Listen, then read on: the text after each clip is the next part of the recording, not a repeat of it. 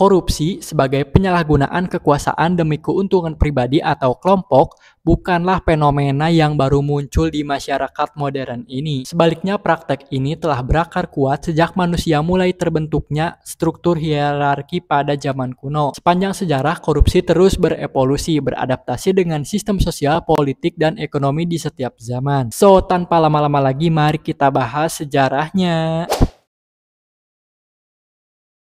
Bukti awal praktik korupsi dapat ditemukan di Mesopotamia sekitar 3000 sebelum Masehi.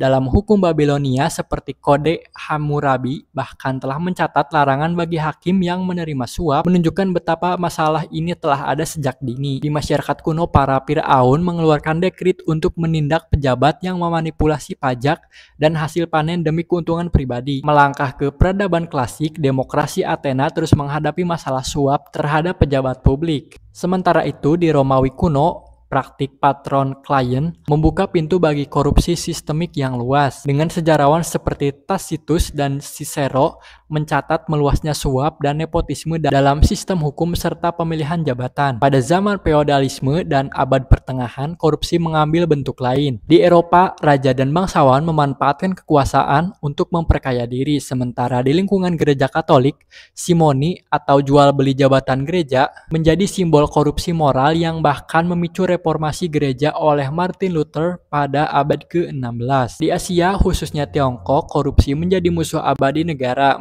Meskipun dinasti-dinasti seperti dinasti Qin dan dinasti Han menerapkan hukuman keras, suap dan manipulasi pajak tetap sulit diberantas. Kitab Arthasastra dari India pada abad ke-4 sebelum Masehi bahkan mengidentifikasi lebih dari 40 jenis korupsi yang dilakukan pegawai pemerintahan. Era kolonialisme pada 1500 hingga 1900-an menjadi babak baru peningkatan korupsi secara drastis. Penjajah Eropa mempraktikkan eksploitasi sistematis. Di Indonesia, contoh nyata adalah kultur stelsel atau tanam paksa di bawah pemerintahan kolonial Belanda, di mana pejabat VOC dan Hindia Belanda memperkaya diri dari kerja paksa rakyat yang mengukir sejarah korupsi yang masif. Negara-negara jajahan seperti Amerika Latin dan Afrika juga mengalami eksploitasi besar-besaran dengan banyak pejabat lokal yang berkolusi dengan penjajah yang mewariskan budaya korupsi yang tetap ada setelah merdeka. Setelah kemerdekaan, Indonesia dihadapkan pada tantangan korupsi yang merambat ke dalam birokrasi. Pada masa Orde Lama, sekitar 1945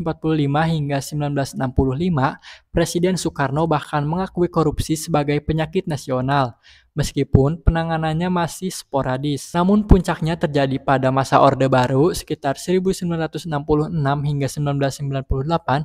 Di bawah rezim Soeharto, korupsi menjadi sistemik, ditandai dengan praktik KKN, korupsi, kolusi, dan nepotisme yang meluas. Banyak perusahaan milik keluarga dan kroni mendapatkan proyek negara yang menyebabkan kerugian triliunan rupiah seperti yang diperkirakan oleh Transparency International. Reformasi, tantangan kontemporer, dan upaya pemberantasan gema reformasi 1998 membawa tuntutan publik yang kuat akan transparansi dan akuntabilitas. Sebagai responnya, Komisi Pemberantasan Korupsi atau KPK dibentuk pada tahun 2003, dan lembaga ini telah berhasil mengungkapkan serta memproses banyak kasus korupsi yang melibatkan pejabat tinggi. Namun, korupsi terus berevolusi menjadi bentuk yang lebih canggih dan terselubung. Saat ini kita menghadapi digitalisasi korupsi di mana teknologi digunakan untuk menyamarkan aliran dana haram atau menciptakan proyek fiktif. Korupsi politik juga marak, melibatkan penggunaan dana publik untuk kampanye atau membeli dukungan politik. Bahkan sektor proyek infrastruktur tak luput dari praktik penggelembungan anggaran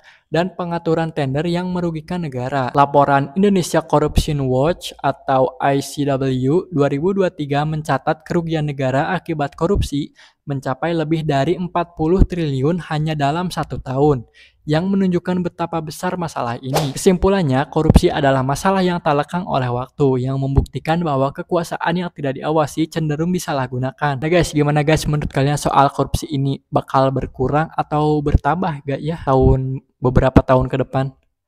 Jangan lupa untuk like, komen, dan subscribe di sini. Bye-bye.